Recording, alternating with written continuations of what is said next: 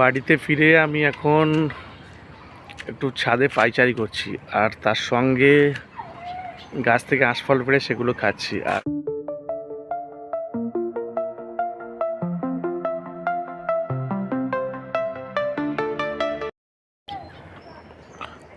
অন্য জেলা থেকে এখন বাড়ি ফিরে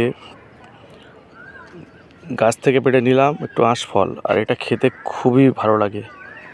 আর যেহেতু অনেকটা জার্নি করে বাড়ি ফিরেছি, এখন এটা খেতে ইচ্ছে করছে, তাই এটা পেড়ে নিলাম আর এখন এটাই খাবো।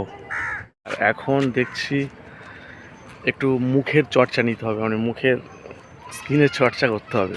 তো তার জন্য এখন নেব আমাদের ছাদ বাগান থেকে অ্যালোভেরা।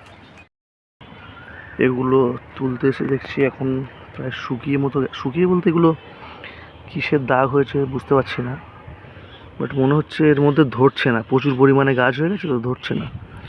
তো এখন নিয়েছে এখান থেকে, আর আমি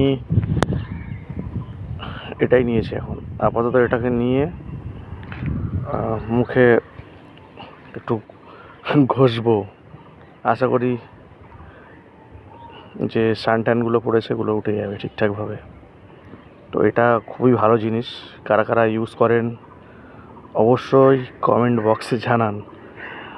এটা ছেলে মেয়ের কোনো ব্যাপারই না, আমার মনে হয় প্রত্যেকের একটু মুখের চর্চা করা উচিত, ফেসের স্কিন চর্চা করা উচিতই।